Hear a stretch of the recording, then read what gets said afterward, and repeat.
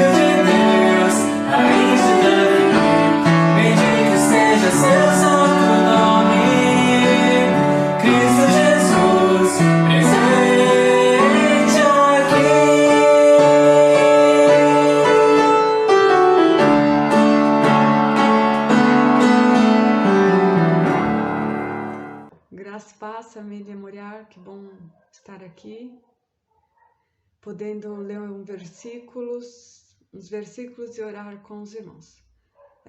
Gostaria de começar compartilhando o seguinte: temos passado por muitas situações adversas recentemente.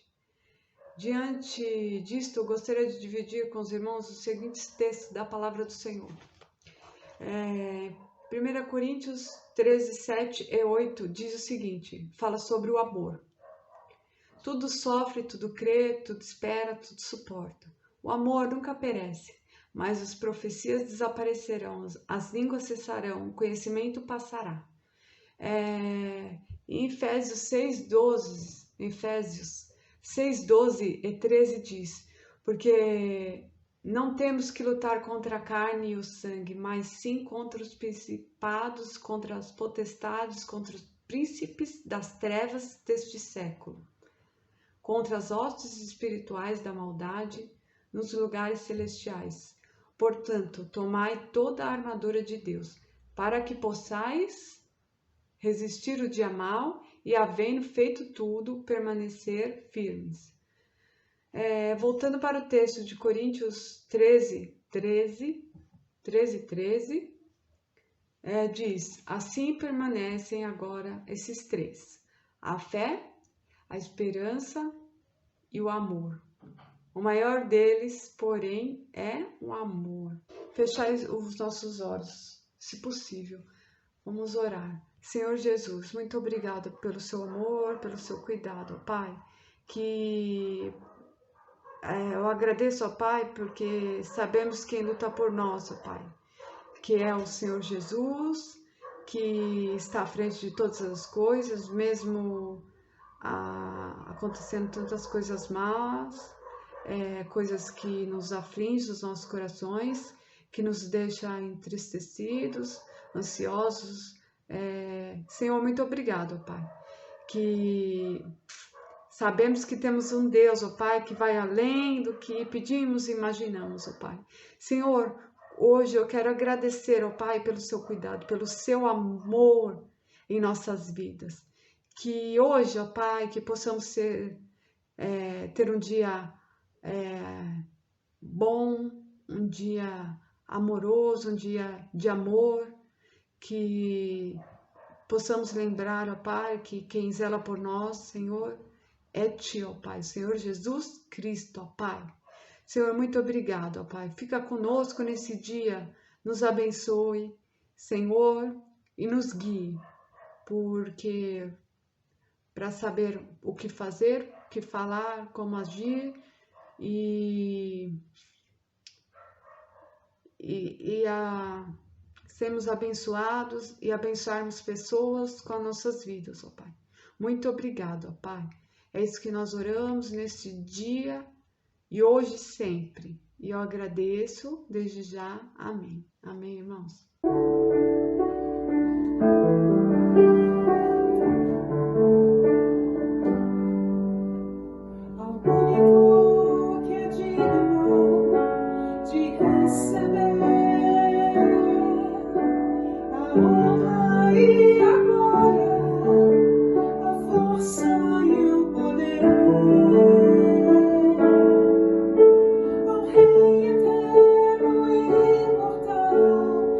Invisível, mas real, a Ele ministramos o louvor.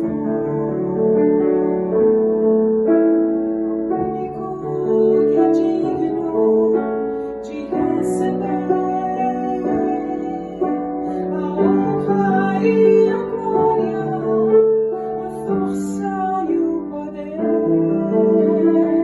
Ao Rei eterno e imortal, invisível, mas real, a Ele ministramos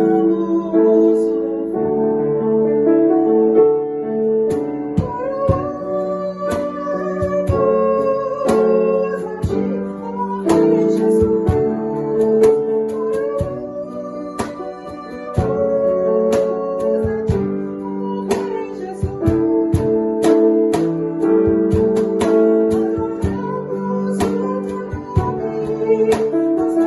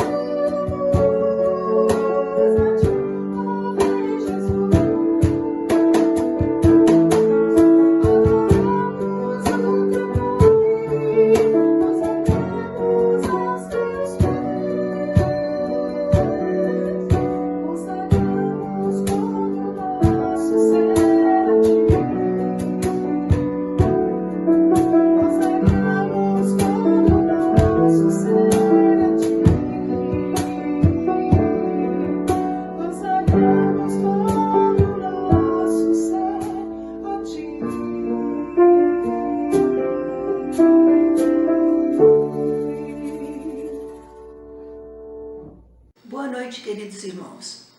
Hoje, sendo dia de reflexão e oração, nós vamos falar um pouco sobre lei, pecado e graça. Em Romanos capítulo 7, que trata de forma muito clara esse tema, a relação entre a lei e graça e a relação em que a lei condena, Jesus liberta. Então, a lei e o pecado e a graça. O nosso texto, como base principal para chamar a atenção, é Romanos 6, 23, 7 e 1. Está escrito: o salário do pecado é a morte, mas o dom gratuito de Deus é a vida eterna em Cristo Jesus, nosso Senhor. Ou ignorais, irmãos, pois falo aos que conhecem a lei, que a lei tem domínio sobre o homem por todo o tempo que ele vive. Isso me chamou a atenção porque enquanto nós vivermos, nós estaremos propensos ou debaixo da lei, e se estamos debaixo da lei, corremos o risco de sermos condenados pelos nossos atos, pelo nosso comportamento. Aí eu pensei, e vem a ideia central: precisamos definir melhor nosso conhecimento do que é lei, pecado e graça, para atingir nosso crescimento espiritual. Sem um conceito claro sobre esses temas, conhecimento, lei, pecado e graça, ficaremos sempre patinando mais ou menos no mesmo lugar e não crescemos tanto quanto Jesus propôs para nós e que Deus espera de nós. Então, vamos considerar, primeiro, conhecimento. O que é conhecimento?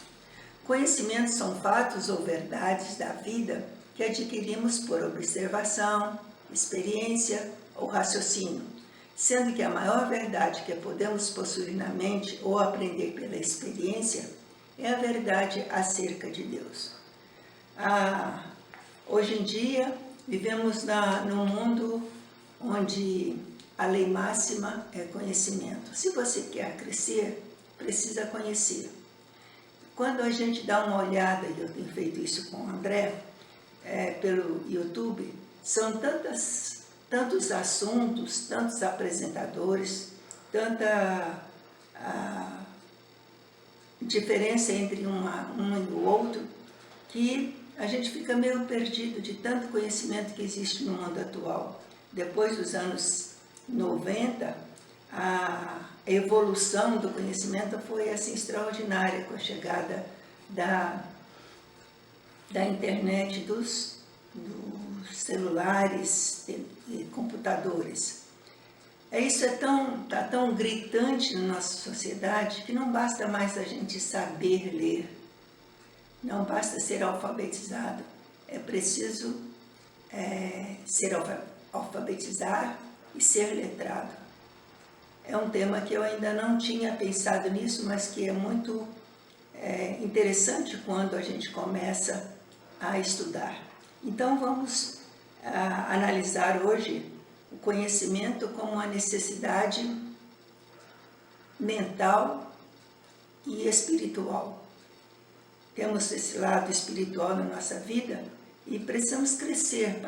É isso que Paulo já há muitos e muitos anos atrás disse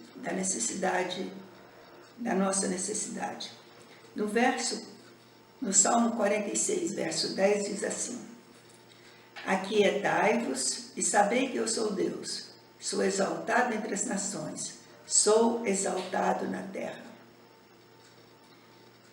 O conhecimento de Deus, ele vem pela observação pode vir através do estudo da palavra de Deus, pelo que ouvimos de alguém falando, ou simplesmente pela observação do universo. Podemos chegar a esse conhecimento de Deus. E o salmista, de forma muito inteligente, ele chama a atenção do homem que Deus é o nosso refúgio, não precisamos ficar agitados, preocupados com as coisas que acontecem, porque Ele é Senhor de todas as nações e de toda a terra. O seu poder é imensurável.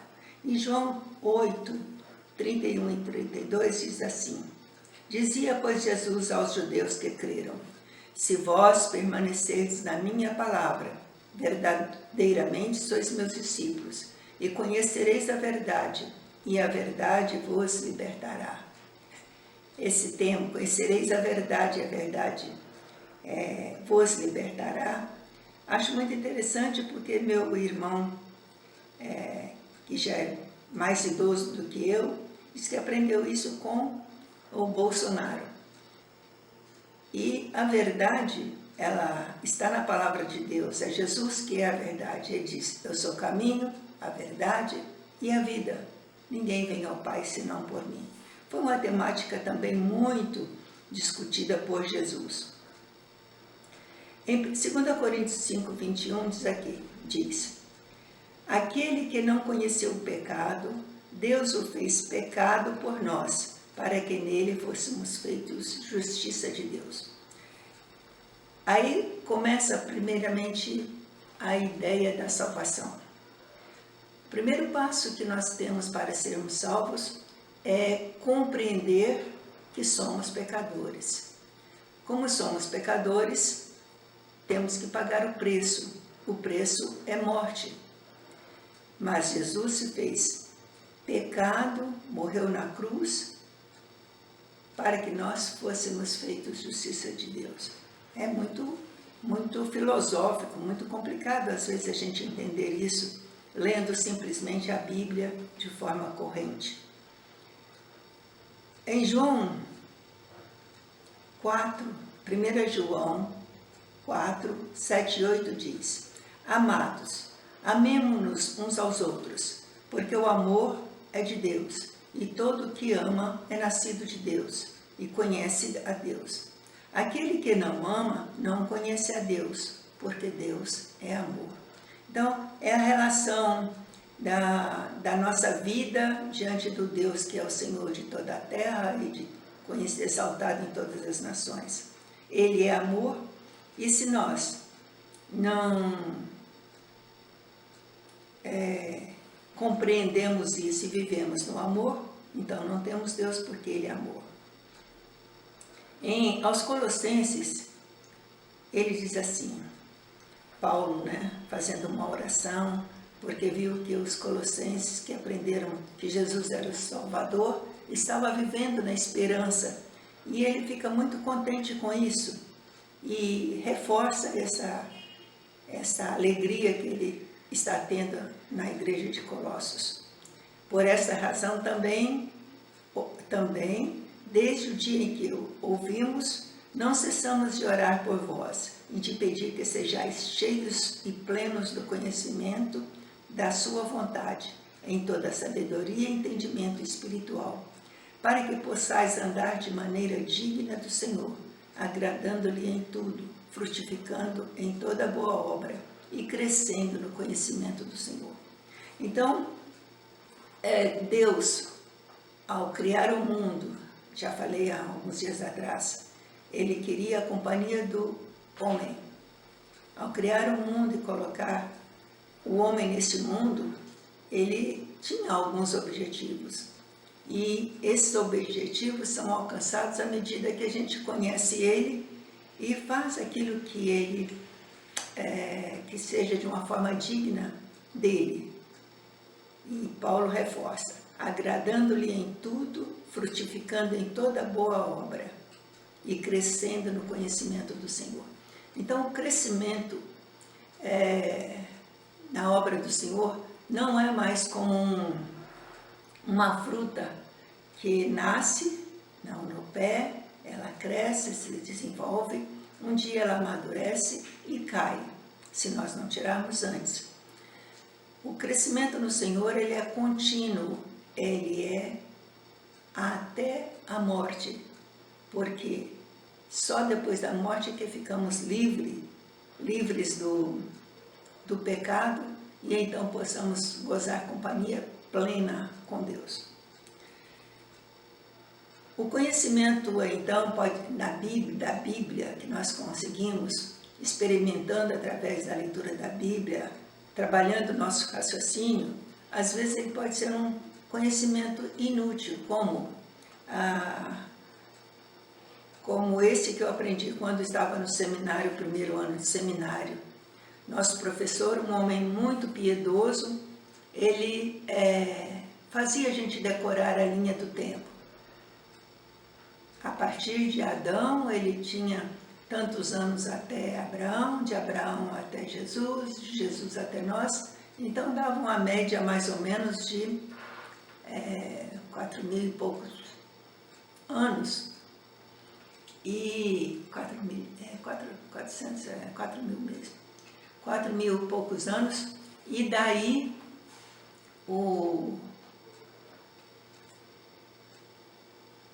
eu fiquei pensando, mas o que adianta? Será que Adão nasceu mesmo nesse tempo? Porque naquela época estava muito em voga o estudo da evolução, e a evolução diz que a Terra tinha muito mais anos do que 4.000. E mais tarde eu percebi que era um conhecimento inútil, porque a gente precisa crer em Deus além de 4.000 anos, que Ele domina o universo. Mas Ele dominou, o homem pecou, Ele prometeu resolver o problema daquela desobediência, mas o homem não compreendeu. Ele começou a viver em cima da pretensão de ser forte, poderoso, poder agredir o outro com o seu egoísmo e a sua necessidade de fama. Então, essa lei, o 2, vamos tratar da lei. E a lei surgiu como uma necessidade para controlar os nossos relacionamentos com Deus e com o nosso próximo. A vida social exige que cumpramos regras e normas. E muito antes dos 10 mandamentos serem descritos em Êxodo 20, já havia código de Hammurabi e cada povo que se desenvolvia ia criando leis para sua sobrevivência. Mas o que nos interessa são os 10 mandamentos, e o que nós vamos ler agora neste momento. Primeiro, não terás outros deuses diante de mim. Isso Deus falando para o homem. Não terás outros deuses diante de mim. Não farás para ti imagem esculpida. Não te encurvará diante delas. Não tomarás o nome do Senhor em vão e lembra-te do dia de sábado para o santificar. Bem, esses 4 mandamentos, Deus está expondo para o homem a forma como ele queria ser tratado, com respeito, como único, como verdadeiro, como sendo levado a sério. Não tomarás o nome do Senhor em vão e lembra-te do dia de sábado. Então, dentro do projeto de Deus, Ele quer ser o primeiro, Ele quer ser o único a quem nós devamos obediência total. E um bom resultado disso, desse relacionamento, é que deveríamos guardar um dia dos 6 dias da semana, o 7º dia, para descansar e santificar. Quer dizer, um dia especial para refletirmos sobre o poder de Deus. No 5º mandamento, ele fala: honra teu pai e tua mãe, para que se prolongue os teus dias na terra que o Senhor Deus te dá. É o primeiro mandamento e o único mandamento que tem promessa de Deus para o homem. E por que honrar? Por que obedecer ao pai e à mãe?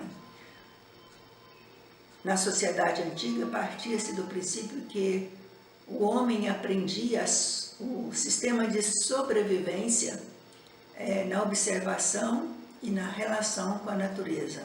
Portanto, aqueles que vinham surgindo deveriam respeitar este conhecimento que foi adquirido através da observação, e com isso os dias dos homens poderiam ser mais prolongados. E até hoje em dia a gente vê o filho vai fumar o primeiro cigarro, o pai diz: não fume, filho, faz mal. O filho não obedece e continua fumando. Então a morte dele pode ser abreviada em 5 ou 10 anos por causa do fumo, as fumaças que se acumulam no pulmão e o desenvolvimento de câncer. Aí o filho usa droga pela primeira vez. O pai: filho, não usa droga, faz mal. O filho não compreende que a droga, ela suplica cada vez mais drogas, uso mais intenso da droga, e ele vai aumentando. Até que um belo dia, em plena juventude, ele pode morrer por uma superdose. E é horrível. Ele pode morrer porque ele fica nas noitadas sem controle, e lá sai um tiro. Ele não é mau, mas vem um tiro ou uma queda e ele morre também, porque às vezes não obedeceu o pai no respeito a coisas que a gente observa que são perigosas. Então, quando ele diz: honra teu pai e tua mãe, para que se prolonguem os teus dias na terra que o Senhor Deus, teu Deus te dá. Ele está querendo dizer, observa, homem, observa o estilo de vida que é saudável. Cuide da sua alimentação, cuide da sua higiene, cuide do seu corpo, porque esse corpo pode viver muito mais do que se ele não estiver exposto a situações de perigo.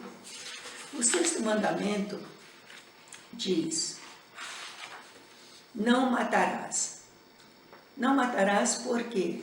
Porque quando o homem mata alguém, o outro que perdeu o seu amigo, o seu familiar, até mesmo o seu animal, ele fica irritado e vai querer vingar a morte. Não matarás, não adulterarás, não furtarás, não dirás falso testemunho contra o teu próximo, não cobiçarás a casa do teu próximo.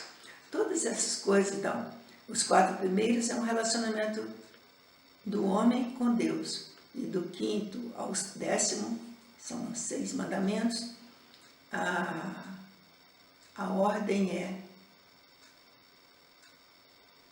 para a sobrevivência social.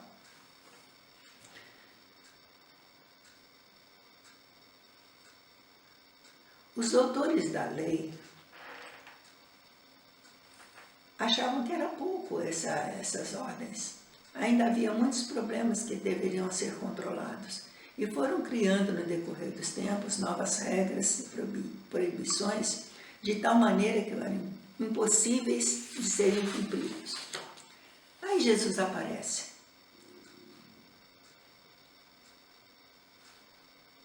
E em algumas ocasiões ele foi censurado por não cumprir a lei. Agora vejam só, é o Filho de Deus que está censurado porque come no dia de sábado, porque trabalha no dia de sábado, porque convive com pecadores, porque vive andando pelo mundo sem rumo, sem definição própria. Jesus foi, em algumas ocasiões, censurado por não cumprir a lei, porque ele e os seus discípulos trabalhavam dia de sábado, comiam coisas do templo, curavam pessoas, ensinavam, andavam com multidões, e os discípulos e os fariseus então censuraram Jesus. E Jesus responde categoricamente, não penseis que vim destruir a lei e os profetas, não vim destruir, mas cumprir. O que ele estava querendo dizer? Ele estava querendo dizer que os 10 mandamentos diziam as coisas que não podemos fazer. E não fazer isso não é o bastante para Deus. Ele tem outros propósitos. E aquela forma negativa de não viver assim, assim, assim, assim, Jesus vem para nos apresentar uma nova forma de vida. Jesus apresenta a lei afirmativamente, dizendo o que devemos fazer. Amar a Deus de todo o coração e ao próximo como a nós mesmos. E em Mateus 7,12 diz, tudo o que vós quereis que os homens vos façam, fazei-lo também vós a eles, porque esta é a lei e os profetas. Ele acaba mostrando aí que a nossa fome de poder, a nossa fome de egoísmo, deve ser sacrificada em favor do nosso próximo, porque quando eu penso em mim, eu quero comer a melhor comida, quero vestir a melhor roupa, quero morar na melhor casa, quero melhor, melhor, melhor. Mas Deus não pensa assim, Ele ama e quer igualdade. Esse tema é muito importante nos momentos atuais, porque nós vivemos um momento de grande discrepância social. Enquanto muitos têm o que comer, que passear, pagar festas caras, que até são impróprias neste momento de pandemia, enquanto outros passam fome e miséria, morando em péssimos lugares, sem água própria para beber. Paulo descreve, então, a importância da lei na carta aos Romanos para nos mostrar o pecado, isto é, o quanto erramos o alvo estabelecido por Deus para vivermos de acordo com seus propósitos, para a humanidade e para conosco mesmos. Uma vez que o bem que quero fazer não faço, mas o algo que não quero fazer, esse faço. Isso devido à natureza humana na sua luta da carne com o espírito. Ele fala então do homem interior e o homem carnal, que travam uma luta entre o bem e o mal. Me parece que a gente vai viver até o finalzinho da vida, ainda sem conseguir vencer todas as facetas do pecado, que não estão descritas somente nos 10 mandamentos, mas realmente está descrito em toda vez que colocamos ou pisamos em cima do nosso próximo, não cuidando das suas necessidades básicas. Enquanto vivemos nessa desigualdade social do mundo, teremos muitos problemas. Daí, irmos para a terceira tema, que é a graça. O que é a graça? A graça é o presente de Deus, é o presente dado por Deus a nós, através de Jesus Cristo, o seu Filho. Em Efésios 1:3 diz assim: Cristo nos abençoou com todas as bênçãos espirituais nas regiões celestiais. Nós conhecemos algumas dessas bênçãos, que é o perdão, que é a vida eterna, que é a esperança, que é a bondade. Tem várias características dessas bênçãos espirituais para sermos bem-sucedidos. E eu uso um lema quando alguém fala, Deus lhe pague, eu sempre falo, Ele já pagou, porque Ele dá tantas bênçãos que às vezes a gente fica com vergonha de pedir alguma coisa a alguém, ou conseguir de forma prejudicando o nosso próximo, porque Ele realmente dá todo o necessário para a nossa sobrevivência. Paulo é enfático da necessidade de crescermos na graça e conhecimento do Senhor, pois só assim estaremos ajuntando tesouro no céu, onde nem a traça e refugem os consomem, e onde os ladrões nem minam, nem roubam. Então, o não termos grandes tesouros aqui na terra traz um alívio muito grande da sociedade, porque o ladrão não fica tão focalizado nos nossos bens. E Jesus então fala, não ajunteis tesouro na terra, mas ajuntai no céu. Então tem um tipo de vida debaixo da graça, das bênçãos espirituais que Deus nos deu, que é diferente, que nos coloca num nível de tranquilidade diante da providência de Deus e dos recursos que Ele tem para nos oferecer enquanto vivemos. Em Mateus 28, 18 e 19, Ele está junto com os seus discípulos quando vai subir ao céu. E as suas últimas palavras foram: foi-me dada toda a autoridade no céu e na terra. Foi-me dada toda a autoridade. Então, a gente pensa que manda, mas quem tem o poder para mandar realmente é Deus, porque a autoridade é dele.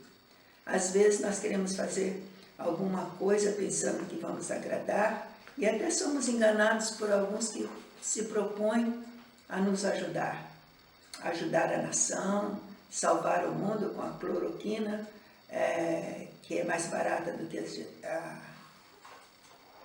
a vacina, usar água benta, usar rosa orada, fazendo uma porção de coisas. Mas a autoridade, mesmo que essas coisas possam ajudar de alguma maneira, a autoridade para a nossa existência é dada por Jesus. E ele então diz: portanto, ide, fazei discípulo de todas as nações. Irmãos, a vida cristã é muito bonita, muito gostosa de ser vivida, mas exige de nós algumas coisas. As coisas que são exigidas de nós é que nós estejamos atentos para o bem que Ele quer produzir em nós e no outro.